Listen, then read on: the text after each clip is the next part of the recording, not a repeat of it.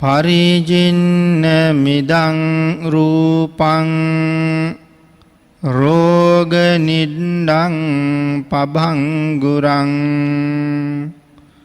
භිජ්ජති පුති සන්දේභෝ මරණං තම්හි ජීවිතං තී. අද ධර්මදේශනාවේ මාතෘකාව හැටියට මම යොදාගත් ගාථා රත්නය ධම්මපද පාළියේ සඳහන් වෙන උතුම් ගාථා රත්නයක්. අපේ බුදුරජාණන් වහන්සේගේ ශ්‍රී මුඛ දේශනාවක්මයි. මේ ගාථා රත්නයේ භාග්‍යවතුන් වහන්සේ දේශනා කරන්නට යෙදුනේ උත්තරා කියන මෙහෙණින් වහන්සේ නමක් අරමුණු කරගෙන. බොහෝම ශ්‍රද්ධාවෙන් ශාසනයේ පැවිදි වෙච්ච මේ උත්තරා මෙහෙණිය අවුරුදු 120ක් තරම් ආයු වළඳන කෙනෙක්. දන් දෙන්න බොහෝම කැමති. පිණ්ඩපාතේ වැඩම කරලා දාන ටික සිඟාගෙන ආපහු ආරාමයේ කරා ගමන් කරනකොට පිඬුසිඟා වඩින භික්ෂූන් වහන්සේ නමක් තවත් මෙහෙණින් වහන්සේ නමක් මුණ ගැහුනොත් ඒ අයට දානි ලැබිලා නැත්තම් තමන්ගේ දානි ටික පූජා කරන්නේ බොහෝම කැමැත්තෙන්. සමහර වෙලාවට ඒ දානි පූජා කරලා එදා දවසේ තමන් ඉන්නේ බඩගින්නේ. ඒ බඩගින්නට වඩා තමන්ගේ දානය පිළිබඳව හිතලා ඇති කරගත්තේ පුදුම සතුටක්. මේ අවුරුදු 120ක් වයස්ගත වෙලා ඉන්න වෙලාවේ පළවෙනි දවසෙත් මේ විදිහටම හොයාගත්ත දානි ටික දන් දුන්නා. දෙවනි දවසකත් ඒ දානි ටික එහෙම දන් දුන්නා. එතකොට දවස් දෙකක් निराහාරයි. තුන්වෙනි දවසෙත් පිණ්ඩපාත කරගෙන එනකොට එදත් මගදී හම්බ වෙච්ච භික්ෂූන් වහන්සේලාට ඒ දානි ටික පූජා කළා.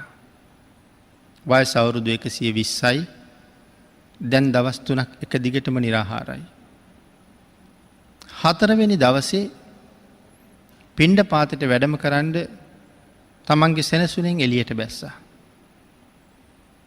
මාර්ගයේ දිගේ වඩිනකොට පාර බොහොම පටු තැනක් තිබුණා. මෙහෙණින් වහන්සේ එතෙන්ට එළඹෙනකොට බුදුරජාණන් වහන්සේ ඉදිරියෙන් වැඩම කරනවා දැක්කා. භාග්‍යතුන් වහන්සේට ඉඩහසර සලස්සලා මාර්ගයෙන් අයින් වෙනකොට තමන්ගෙම සිවුර පෑගිලා බිම ඇද වැටුණා. කයේ ශක්තියත් බොහොම හීනයි. ආහාර නැති නිසා තවත් දුබලයි. අපේ බුදුරජාණන් වහන්සේ ඒ භික්ෂුණීන් වහන්සේ එතනින් නැගිට්ටවලා දි รา පත් වෙච්ච ඇගේ කය පිළිබඳව පැහැදිලි කරලා අනුශාසනාවක් කළා. එදා උත්තරා මෙහෙණින් වහන්සේට අනුශාසනාව කරන්න භාග්‍යතුන් වහන්සේ දේශනා කළ ගාථා රත්නය තමයි අපි මුලින් සිහිපත් කරන්නට යෙදුනේ. මේ ගාථාවෙන් දහම් දේශනා කරලා ඉවර වෙනකොට උත්තරා කියන මෙහෙණින් වහන්සේ අති උතුම් සෝවාන් ආර්ය මාර්ගඵලය ලබා ගත්තා කියලා සඳහන් කරලා තියෙනවා.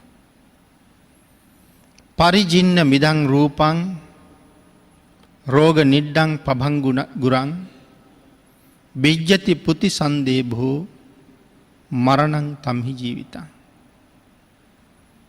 මේ ගාථා රත්නයේ සරල තේරුම තමයි මේ රූපය ජරාව නිසා බොහොම තදින් ඉක්මනින් දි รา පත් වෙනවා. රෝග නිඩ්ඩං පභංගුණං මේ කය බොහෝ රෝගවලට වාසස්ථානයක්. භිජ්ජති පුති සන්දේභෝ මේ කයෙන් අපද්‍රව්‍ය නිරන්තරයෙන් රෑදවල් වැగిරෙනවා. මරණං තම්හි ජීවිතං අවසානයේ මේ කය මරණයෙන් කෙලවර වෙනවා. ඒක තමයි මේ ගාථාරත්නයේ සරල තේරුම. අපි ඒක ටිකක් පින්නතුනි සාකච්ඡා කරමු.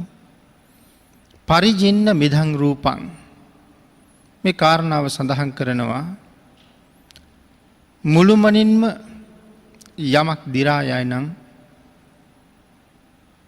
ඒ කාරණාව පරිජින්නයි කියලා සඳහන් කරනවා.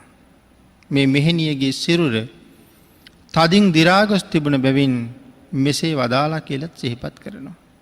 යමක් මුළුමනින්ම දි รา යමින් තියෙනවා නම් ඒකට තමයි පරිජින්න කියලා කියවේ. අවුරුදු 120ක් ආයු වළඳන මෙහෙණින් වහන්සේත් බොහෝසේ දි รา පත් වෙලා නිසා මේ පරිජින්න කියන වචනේ පාවිච්චි කරපු බව සඳහන් කරනවා. එමනම් මේ දි รา යෑම ජරාවට පත්වීම. සත්වයා ජරාවට පත්වීම ආරම්භ වෙන්නේ යම් දවසක උපතක් ලැබුණ තැන ඉඳලා. ඒ උපතක් ලැබුණ කියලා කියන්නේ මව් කුසෙන් එළියට එන්න කලින් ඉඳලා. අම්මගේ කුසේ ඇහැට නොපෙනෙන තරම් පුංචියට ඇති වුණ කලල රූපයක් තමයි ක්‍රමානුකූලව වර්ධනය වෙන්නේ. වර්ධනය වෙනවා කියලා කියන්නේ ක්‍රමක්‍රමයෙන් ජරාවට පත් වෙනවා. කවදා හරි දවසක මනුෂ්‍ය කලලයක් මව් කුසේ හටගත්තා. ඒ හටගත්ත දවසේ ඉඳලා ඒ කලලය කොහාටද යන්නේ?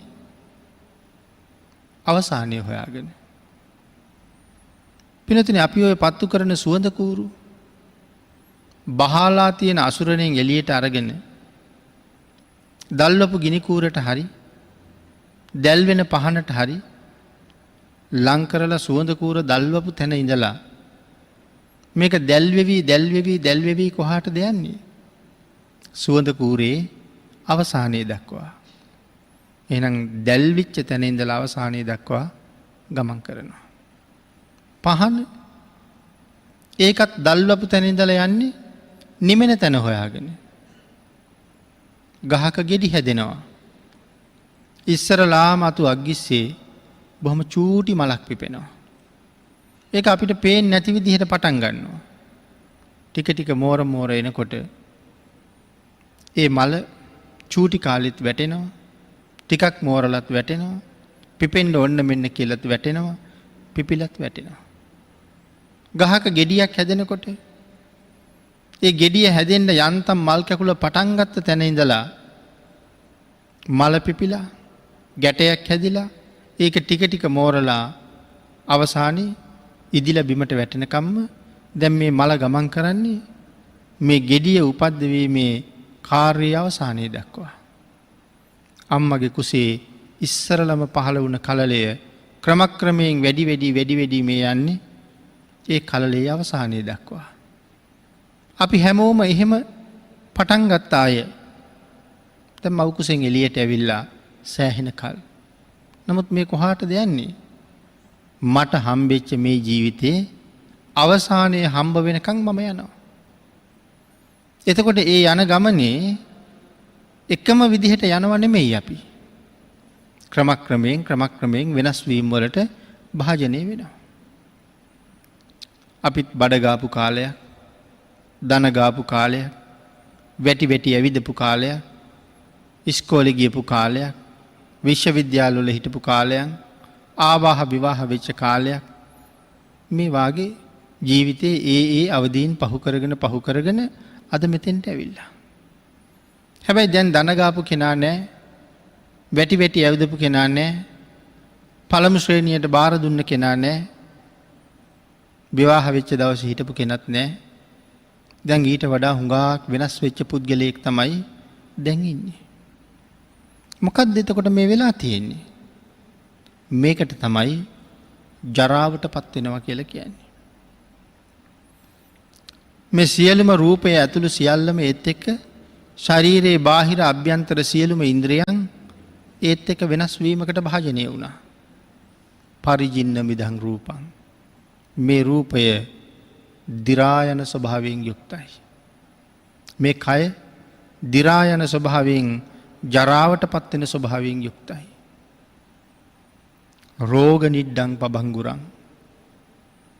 ඒ වගේම තමයි එහෙම දිරමින් අවසානය හොයාගෙන යන මේ කය නොයෙක් රෝගවලින් අනුුණයි. හරියට කොයි වගේද මෙතන නීඩ කියල කියන පින්නතුන කැදැල්ල කියන අර්ථය. රෝගය කියන කුරුල්ලා කූඩුවක් හදල තියෙනවා. කූඩුව හදාගත්තට පස්සේ කුරුල්ල කූඩුවට වෙලා ඉන්නවා. මේ උපාදානස්කන්දය යම් දවසක හටගත්තද එහෙමනම් රෝගයට කූඩුවක් තමයි මේ ශරීර කූඩුව. එමනම් රෝගය නැමති කුරුල්ලා මේ කූඩුව ඇතුළේ නැති වෙලාවක් නෑ. මේ කයට නොයෙක් ආකාරය ලෙඩ 890ක් ව්‍යාධි 990ක් රෝග නැති වෙලාවක් නෑ. මේ ලෝකෙ ජීවත් වෙන හැම කෙනෙක්ම කුමන හෝ රෝගයකින් පෙළෙනවා. ධර්මයේ සඳහන් කරනකොට පින්නතුනේ නිදිමත හැඳින්වෙත් ලෙඩක් හැටියට. ඒකත් ගිලම් බව. එතකොට හොඳ කරන්න බැරි ලොකු රෝගයක් අපි ගාව තියෙනවා. මොකද්ද මේ ලොකුම රෝගය? jigacchā paramārogā. බඩගින්න. ඒකත් රෝගයක්. සා පිපාසා දෙකම රෝග. එතකොට හොඳ වුණේ නෑ මේ බඩගින්න කියන රෝගය. අනික් ලෙඩවලට බෙහෙත් දුන්නාම ටික කාලයකට පාලනය වෙනවා. බඩගින්නට කොච්චර බෙහෙත් දුන්නත් පාලනය වෙන බවක් පේන්නේ නැහැ. උදේට දුන්නත්, දවල්ට දුන්නත්, හවසට දුන්නත් ඔය අතරතුරත් තව මොනවා හරි දෙන්න වෙනවා. ඒ නිසා ලොකුම රෝගයේ හැටියට මෙතන බඩගින්න හොඳ වෙන්නේ නැති රෝගයක් හැටියට සඳහන් කරනවා. එහෙනම් සා පිපාසාව, සීත උෂ්ණ, නිදිමත ආදී තැන්වල ඉඳලා මේ කය මූලික කරගෙන තවත් නොයෙක් අති භයානක රෝගයන් පවා හට ගන්නවා. අහවල් ලෙඩේ මට නම් හැදෙන්නේ නැති වෙයි කියලා කවදාවත් කාටවත් කියන්න පුළුවන්කමක් නැහැ. ඒකයි මෙතන සඳහන් කරේ රෝග නිඩ්ඩං පබංගුරං. නිරන්තරයෙන් රෝග ආකාරයක් මේ කය. කොතන හරි වේදනාවක් තියෙනවා. බිජ්ජති පුති සන්දේබෝ. බිඳි බිඳි යනවා මේ කය. ජරාවට පත්වෙමින් යනවා මේ කය. පුති සන්දේබෝ. මේ කය බොහෝම පිළිකුල් සහගතයි. මෙහි වටිනවය කියලා ගන්න කිසිම දෙයක් මේ කය තුල නැහැ.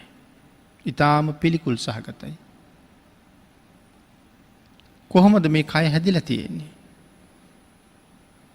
ඇටකෝටු 300කින් විතර නගා හිටවලා තියෙනවා. 900ක් විතර නහර වැලින් වෙලලා තියෙන බව සඳහන් කරනවා. ඒ ඇටකෝටු මත මස් ගල්වලා තියෙනවා. හැම ඇටකෝටුවකම ඇලුන මස් තියෙනවා. නමුත් වටේට කොහොමද මේක වටේට බැඳිලා තියෙනවා? මැද්දේ කුහරයක් ඉතුරු වෙලා තියෙනවා. වටේට මස් තියෙනවා, මැද්දේ කුහරයක් තියෙනවා. දැන් මේ ඇටකෝටු වල මස් ගැල්විලා ඒ ඇටකෝටු තියෙන නිසා තමයි අපි ඔහොම ඉඳගෙන ඉන්නේ. අපි හිටගෙන යන්නේ.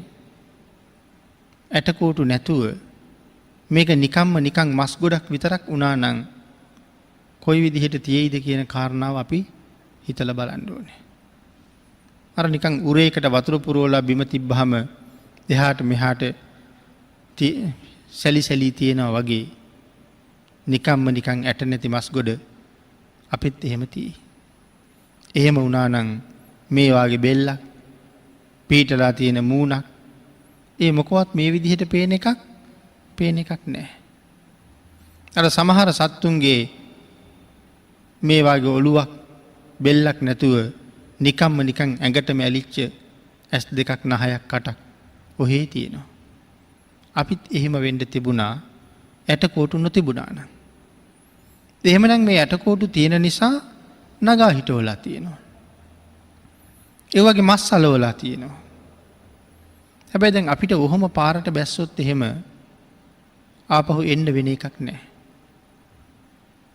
ඇයි මේ කපුටු උකුස්සෝවාගේ සත්තු සුනකයෝ හිවල්ලුවාගේ සත්තු අපි පිටිස්සේ පස්සෙන් පන්නගෙන ඇවිල්ලා මේ මස් කෑලි ගලව ගනි.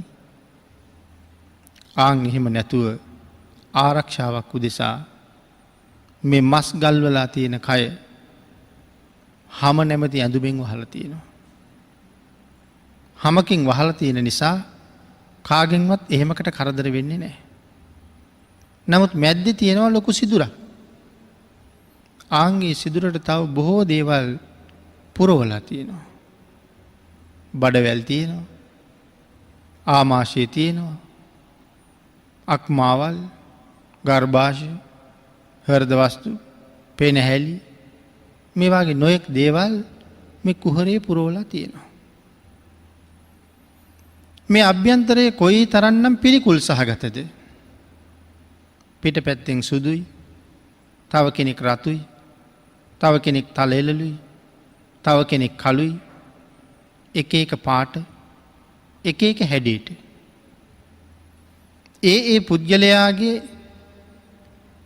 ඒ පාටට හැඩයට කැමති හැටියට ඔවුනොවුන් ඒ රූපවලට හරි කැමති. නමුත් කොයි රූපෙත් අසූචි පුරවලා තියෙන කලගෙඩියක් වගේ. පිටපැත්ත හරිම ලස්සනයි. ප්‍රියමනාපයි. නෙත් සිත් බැඳගන්න අසුළුයි.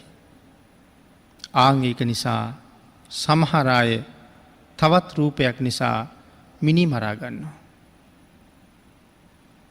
සියදිවි හානි කර ගන්නවා. ගහමරා ගන්නවා. මේ ලස්සන රූපයක් බෙදා ගන්නට. නමුත් හරි හමං විදර්ශනාවක් නැහැ. කය පිළිබඳව ලොකු අවබෝධයක් නැහැ. කය පිළිබඳව හොඳ සිහියක් නැහැ. ඒකයි සඳහන් කළේ අසූචි පුරවපු කලයක් වාගේ කියලා. මැටි කලයක්. හරි ලස්සනයි. පිටපැත්තේ මල් වැල් ඇඳලා නොයෙක් හැඩතල වලට කැටයම් කපලා බොහෝම ලස්සනයි කලගෙඩිය. විකුණන්න තියෙන තැනට ගිහිල්ලා අපි එහාට මෙහාට කර කර ඕක අත ගගා බලනවා මේක හොඳයි මේක හොඳයි මේක හොඳයි කියලා. කෙනෙක් ඇවිල්ලා කියනවා ඔය කලගෙඩිය ඔක්කොලටම අසූචි පුරවලා තියෙන්නේ කියලා. දැන් මෙතෙක් වෙලා අපි මේ කලගෙඩිය ස්පර්ශ කළා. කලේ ගැන හරියට තොරතුරු දන්නේ නැතුව. නමුත් අසූචි පුරවලා වහලා තියෙනවා කියලා කියහම තවත් අපි ඕක ස්පර්ශ කරන්න යයිද? එතනින් එහාට හැඟීමක් එන්නෙම නෑ ඒක ස්පර්ශ කරන්න. මේ කයත් ඒ වගේ. දෙතිස් කුණප කොට්ටාසයන්ගෙන් ඇතුළ පිරීලා. මේ තොල් පෙත්ත ගාවට එනකන් අපිට බොහෝම ලස්සනයි ප්‍රියමනාපයි. පිනතින අපිට හදලා දුන්න ආහාරයක් බලන්න ආහාර උයනකොට කොච්චර සුවඳද කියලා. බඩගිනි නැති කෙනෙකුගේ බඩගිනි වැඩි වෙනවා ආහාර රුචිය වැඩි වෙනවා මේ කෑමවල තියෙන සුවඳ නිසා. මේසෙට ගෙනල්ලා ඇරලා තියාම කොයි වෙලාවෙද මේක අනුභව කරන්න කියලා හරි හදිස්සි. එකට මේසේ වාඩි වෙලා කෑම කන අය කෑම සුවඳ වැඩි වෙලා සමහරලාට අනික් අය එනකන් ආහාර ගන්න පටන් ගන්නවා.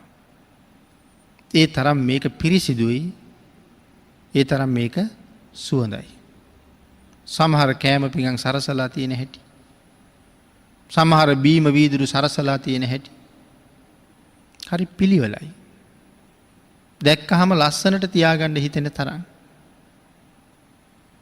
නමුත් ඒ ආහාරය මං අනුභව කරන පිඟානට අරගෙන මගේ මේ ඇඟිලි තුඩු ටික එකතු කරලා ඕක පොඩි කළාට පස්සේ තවත් කෙනෙක් ඒක දුන්නොත් කන්න කැමතිද?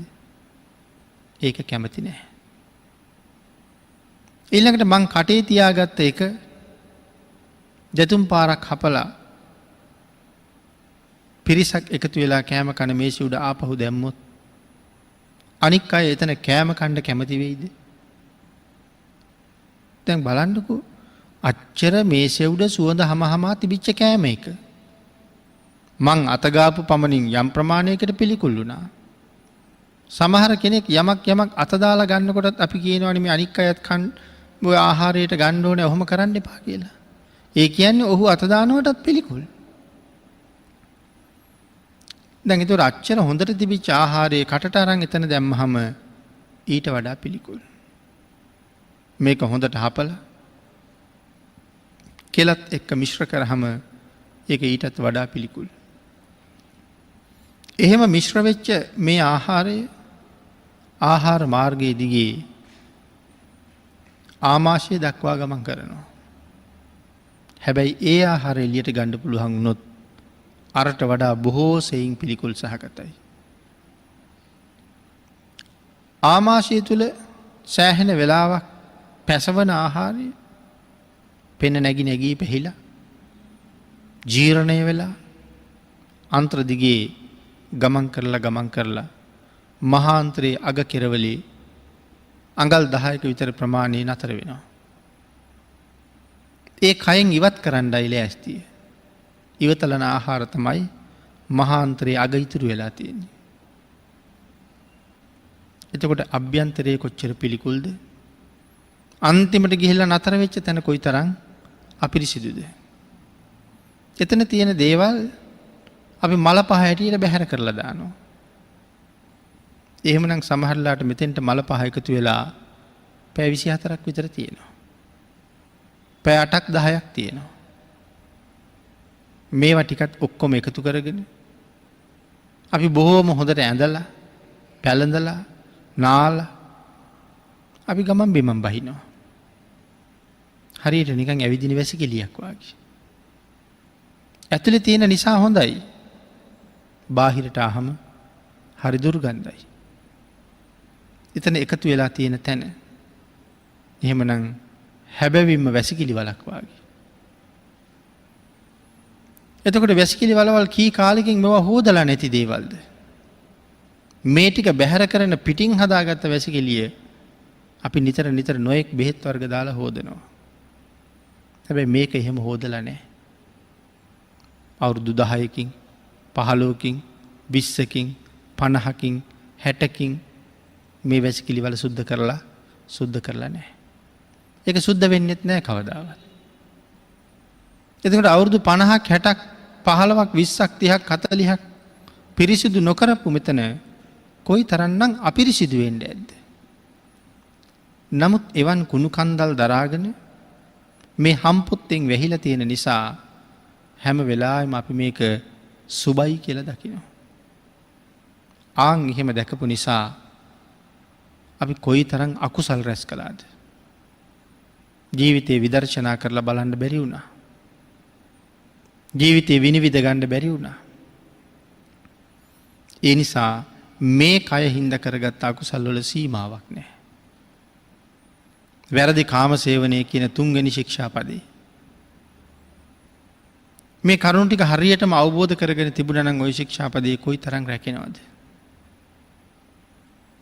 දැන් මේ නිසි අවබෝධයක් කය පිළිබඳව නැති නිසා නැවත මේ වාගේ කයක් අවුරුදු කෝටි ගානකට නොලැබෙන තැනකට අපි පාර හදනවා. අර කලගෙඩිය ස්පර්ශ කරන්න අපි පිළිකුල් කළා ඇතුලේ අසුචි තියෙන නිසා. නමුත් හම්පොත්තෙන් වැහිලා තියෙන නිසා මේක ස්පර්ශ කරන්න අපි අකමැත්තක් නැහැ. හැබැයි මේ යන්තම් උඩින් තියෙන හැම විතරයි ස්පර්ශ කරන්න කැමති. අපි කොයිතරම් සෙනෙහස දක්වන කෙනෙක් වුණත් අපි ඒ අයගේ තුවාල ස්පර්ශ කරන්න හරි අකමැති. සැරව ඇවිල්ලා තියෙනකොට සුද්ධ කරන්න හරි අකමැති. එහෙනම් ඒ යම්සේ හැම සීරිලා යන්තම් ලේ නිකුත් වෙවි තියෙනවා නම් එතන ස්පර්ශ කරන්න අපි හරි අකමැති.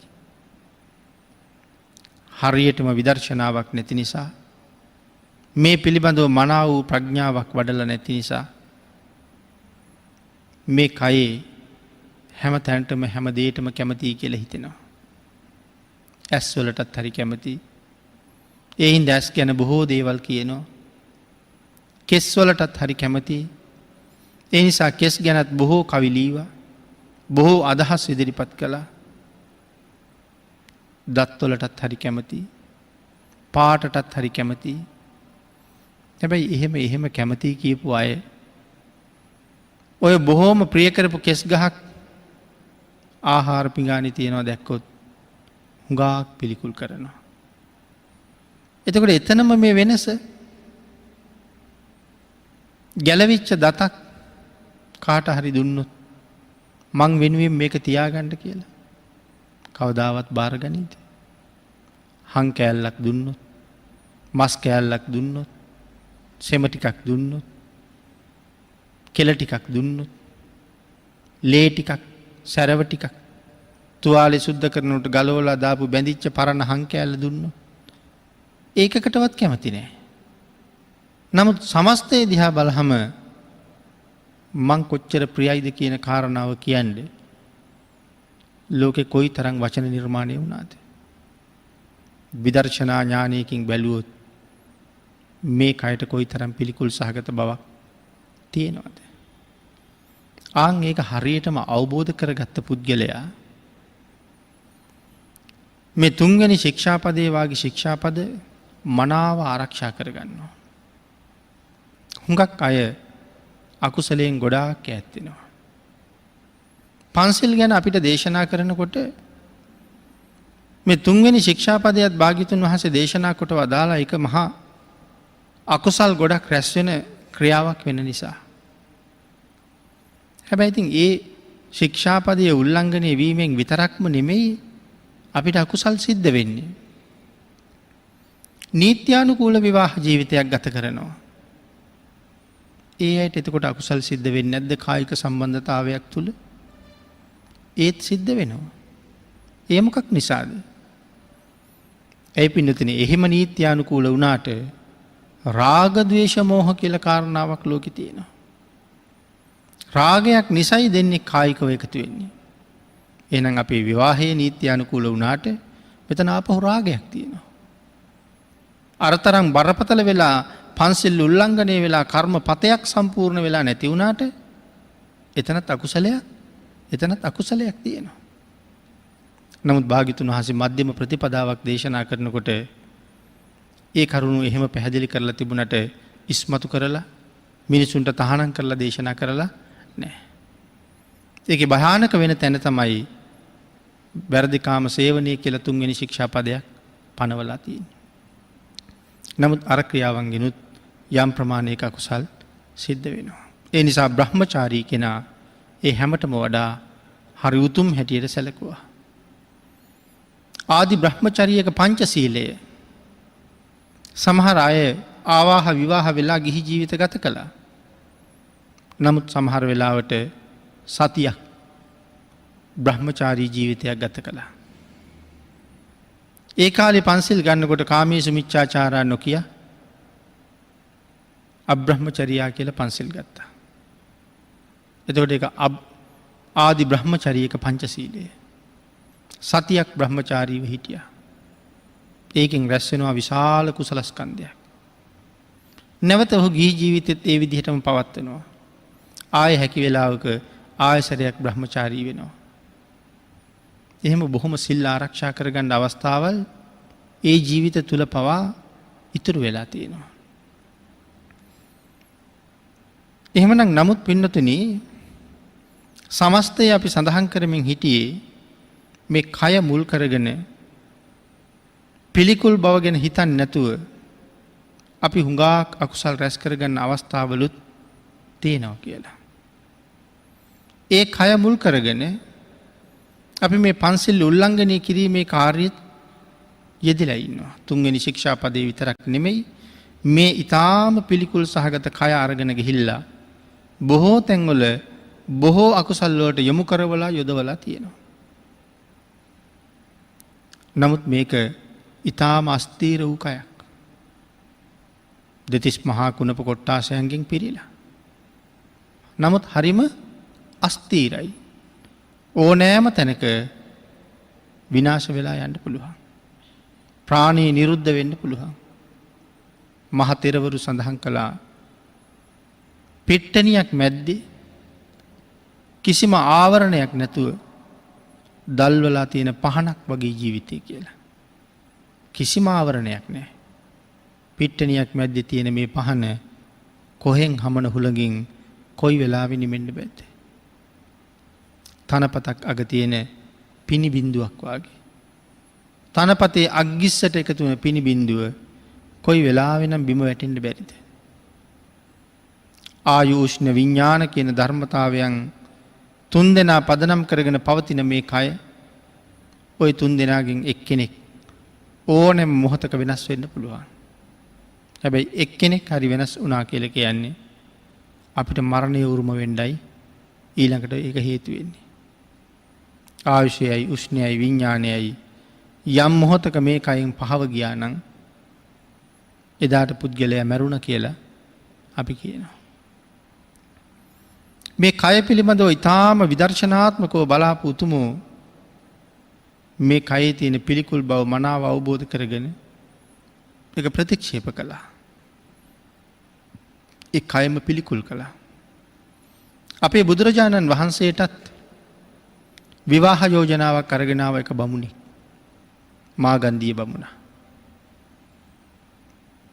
එදා කාලේ හිටපු ලස්සනම කාන්තාව. ඒ ලස්සනම කියලා කිව්වේ. හැබැයි ওই කාලේ වෙනකොට මහා මායා දේවින් වහන්සේ වැඩ හිටියේ නෑ. නමුත් යසෝදරා මහ උත්තමාවිය වැඩ හිටියා. ඒ තරම්නම් ලස්සනයි කියලා හිතන්න බෑ. ජනපද කල්යාණිත් ওই කාලේ ඉඳ ඇති. ඒ තරම්ම ලස්සනයි කියලා නම් හිතන්න බෑ. මොකද යසෝදරා දේවින් වහන්සේගේවත් මහා මායා දේවින් වහන්සේගේවත් ලස්සන පූර්ණ වශයෙන් වර්ණනා කරපු තැනක් අපේ ධර්මයේ කොහෙවත් හම්බ වෙන්නේ නැහැ. ඒ දෙදෙනා වහන්සේම වර්ණනා නොකර තමයි ජනපද කල්යාණි විතරක් වර්ණනා කරලා තිබ්බේ. ඊට මෙහා පැත්තේ ඉන්න අය වර්ණනා කරලා තියෙනවා. ඒතකොට ජනපද කල්යාණි විතරක් වර්ණනා කරලා ඇයි අර උත්තම සත්පුරුෂයින් දෙදෙනා වර්ණනා නොකළේ? ඒකට කරුණු දක්වන්නේ ඒ අය ගැන වර්ණනා කරන්න බැරි හින්දා කියලා. මහා මායා දේවින් වහන්සේට එහෙම නම තිබ්බා කියලා කියන්නේ ඒ හින්දා. මේ ලෝකෙ කිසි කෙනෙකුට ඒ රූපය දැකලා අදහන්න බෑ. විශ්වාස කරන්න බෑ. පිළිගන්න බෑ මේ මිනිස්සෙක්ද කියලා. ආන් ඒක හින්දා තමයි පුංචි කාලේ ඉඳලා ඒ තරම් රූපයක් තිබුණ නිසා මහා මායා කියලා නමක් තිබ්බා. හැබැවින්ම මායාවක් හින්දා. ඒ හින්දා වර්ණනා කරන්න ගියේ නෑ, වර්ණනා කරන්න බැරුව. යශෝදරා දේවින් වහන්සේත් එහෙමයි. දැන් නැත්තම් අර කරුණ විතරක් සඳහන් කරාම තව කෙනෙක් ඕක ප්‍රශ්නයක් බවට පත් කරගනී කියලායි මම ওই කාරණාව කෙටියෙන් සිහිපත් කළේ. නමුත් මාගන්ධියා කියන තැනැත්තියත් ඊටාම ලස්සන රූපයක් තිබුණ කෙනෙක්. ඇය විවාහ කරගන්න දඹදිව ආයේ බොහෝම උත්සාහ කළා.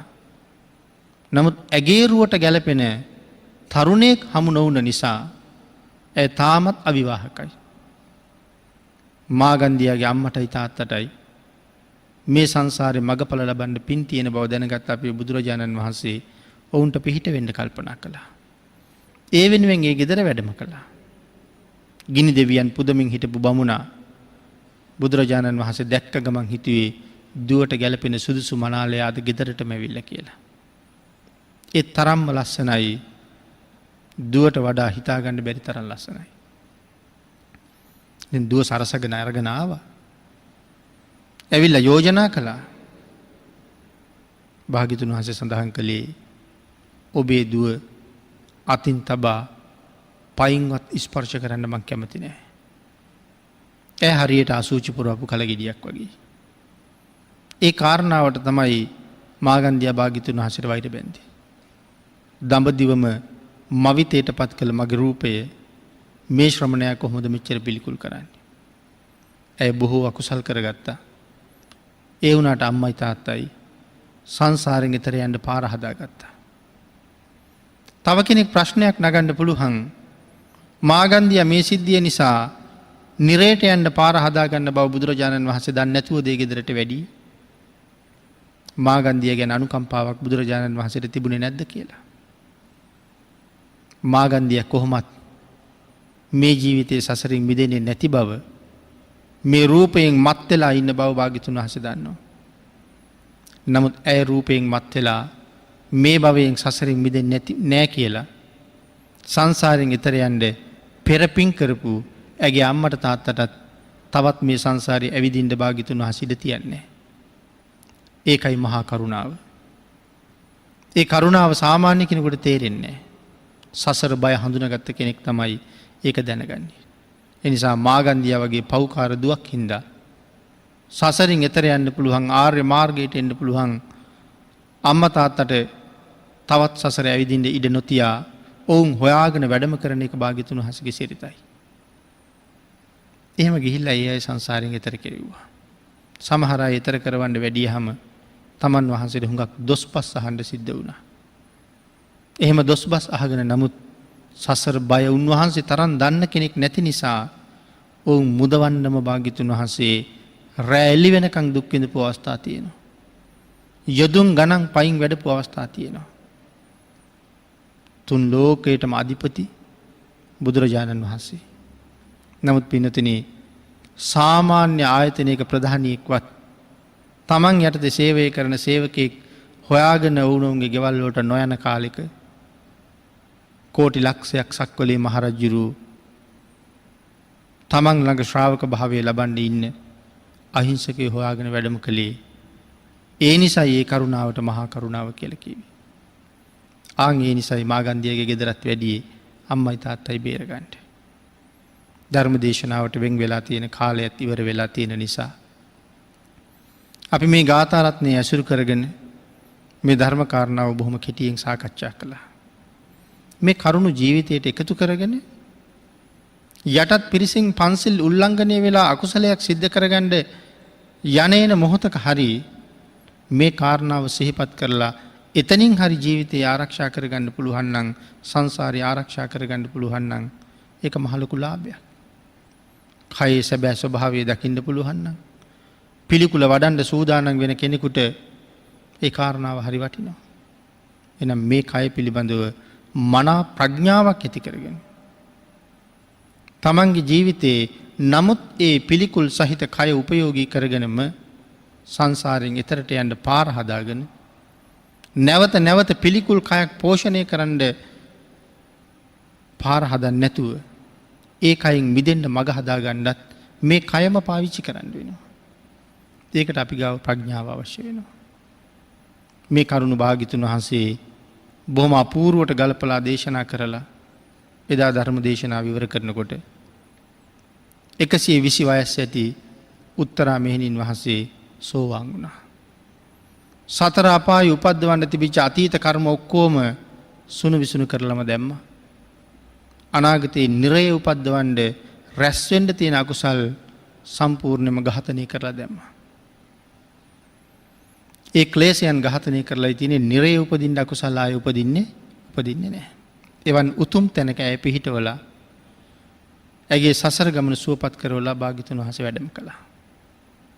එහෙනම් මේ කරුණු ටික ජීවිතයට අරගෙන අපි ජීවිතයේ දිහා නිවැරදිව බලලා බොහෝ කුසල් රැස් කරගනිමින් ආය පිළිකුල් කයක් පෝෂණය නොකර සුගතියෙන් සුගතියට යමින් අවසන සංසාරයට කෙරවල කරන තැන උතුම් නිවන සාක්ෂාත් කරගන්න මේ කරුණු කාරණා ටික මේ ධර්ම ශ්‍රවණානිසංසය ආශිර්වාදයක් පාරමිතාවක් කරගනිත්වා කියලා සියලු දෙනාට ආශිර්වාද කරනවා.